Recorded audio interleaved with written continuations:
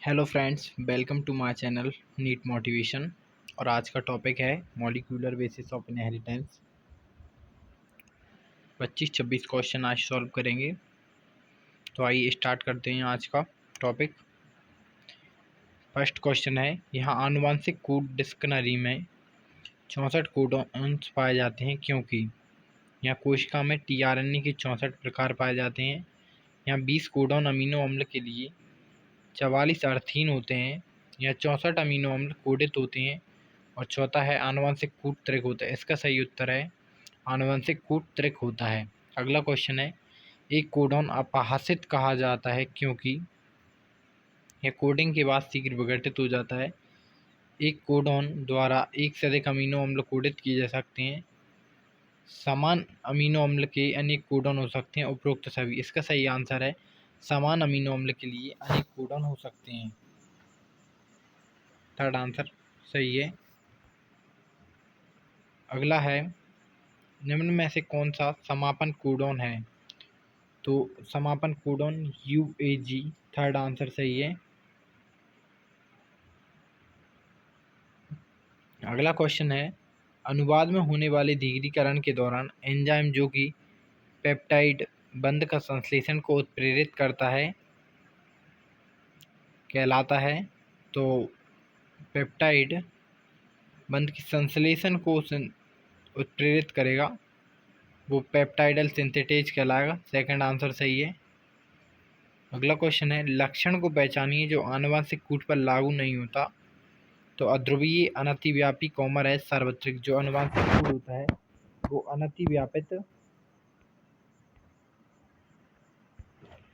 Common रहित व सार्वत्रिक होता है। तो इसका गलत जो है वो अध्रुवीय है। तो कूट पर लागू जो नहीं होता वो अध्रुवीय है, इसलिए इसका उत्तर फर्स्ट, इसका उत्तर हो जाएगा अध्रुवीय। बिल्कुल करेक्ट ऑप्शन आंसर है फर्स्ट। ओपेरॉन की परिकल्पना किसने प्रतिपादित की? तो ओपेरॉन जैकब एंड मोनार्ड ने प्रतिपादित की। सेकंड आंसर सही हुआ। अगला क्वेश्चन है, लैकोपेरॉन का प्रेरक है? तो लैक्टोज। इनमें से किस संदिग्ध पर आप क्राइम के लिए दोषारोपण चार्ज करेंगे? ये क्वेश्चन है, पीड़ित का नमूना दे रखा है, संदिग्ध 1, संदिग्ध 2। तो इसमें के लिए करना ये होता है, जो पीड़ित का नमूना होता है उससे संदिग्ध के नमूनों को मिलाया जाता है।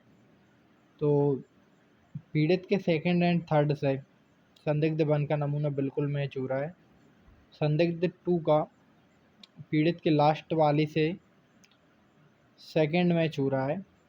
सिर्फ एक ही मैच हो रहा है, उसमें 2 मैच हो रहे हैं, इसलिए केवल संदिग्ध 1 को माना जाएगा, उस पर क्राइम लगाया जाएगा।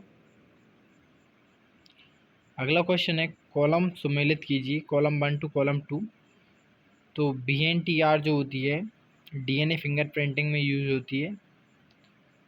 सेकंड लैकोपेरॉन, तो ये गैलेक्टोसाइडेज, इसका सही है। जेनेटिक कोड ये होता है यूनाम्बिगोस। और ओकाजाकी फ्रेगमेंट DNA लाइगेज, तो ये ई का थर्ड सेकंड एंड फोर्थ में मिल रहा है। बी का फर्स्ट सेकंड में मिल रहा है, इसलिए सही ऑप्शन हो जाएगा सेकंड। ये ऑप्शन सही होगा। अगला क्वेश्चन है, प्रोटीन का संश्लेषण किस प्रक्रिया द्वारा किया जाता है? तो अनुवादन द्वारा प्रोटीन का संश्लेषण होता है। अगला क्वेश्चन है, पॉलीपेप्टाइड निर्माण के दौरान कोड स्थानांतरण का सही अनुक्रम है? तो DNA, mRNA, tRNA तथा अमीनो अम्ल। फर्स्ट आंसर सही है। अगला क्वेश्चन है, फ्रेम विस्थापन उत्परिवर्तन प्रकट होता है जब क्षार जुड़ता है या क्षार विलोपित होता है। क्या होगा यदि 50 अमीनो अम्ल वाली एक पॉलीपेप्टाइड को कोडित करने वाली जीन की 25वीं स्थिति को UAC/UAA में उत्परिवर्तित हो जाए? 50 अमीनो अम्ल की एक पॉलीपेप्टाइड चेन को कोडित करने के लिए अपने पास अमीनो एसिड्स हैं।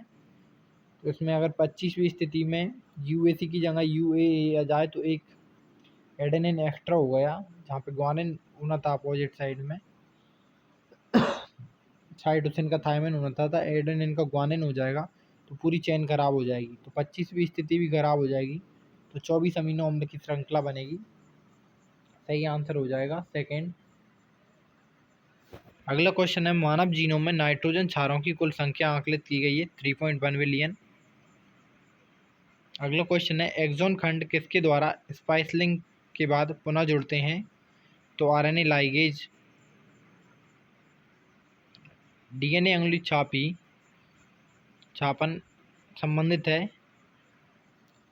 डीएनए सैंपल की प्रोफाइल्स के आणविक विश्लेषण में, इम्प्रिंटिंग डिवाइस के उपयोग से डीएनए सैंपल के विश्लेषण में। सही आंसर है सेकेंड,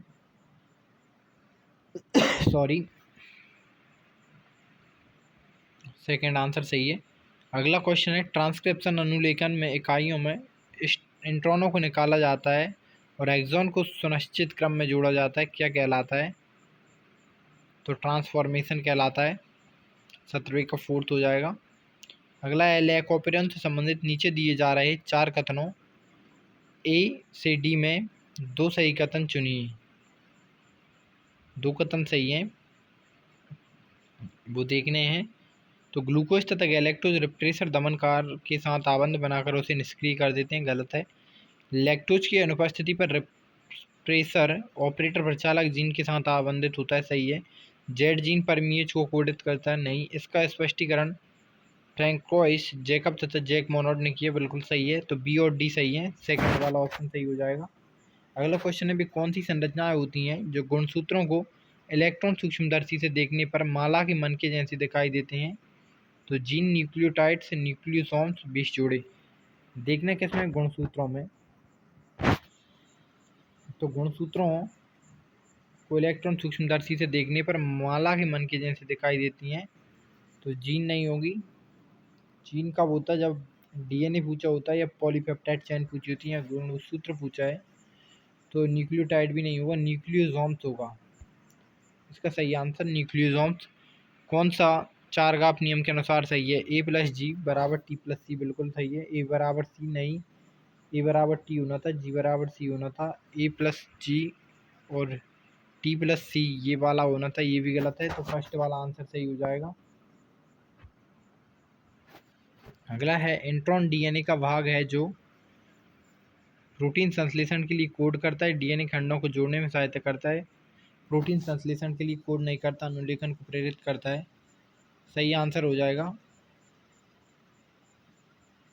थर्ड वाला। प्रोटीन संश्लेषण के लिए कोड नहीं करता। अगला है, लैक्टोजोपिरॉन कौन से एंजाइम उत्पन्न करता है? तो इसका सही आंसर है बीटा ग्लैक्टोसाइडेज, परमीज तथा ट्रांस एसिटिलेज, सेकंड आंसर सही है।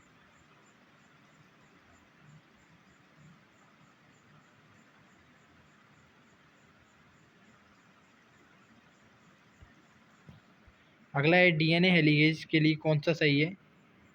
तो डीएनए सूत्रों को पृथक करता है, रेप्लिकेशन फॉक्स को स्थापित करता है, एटीपी प्रयुक्त कर अकुंडलन करने वाले एंजाइम, एटीपी को हाइड्रोलाइज करता है, उपरोक्त सभी।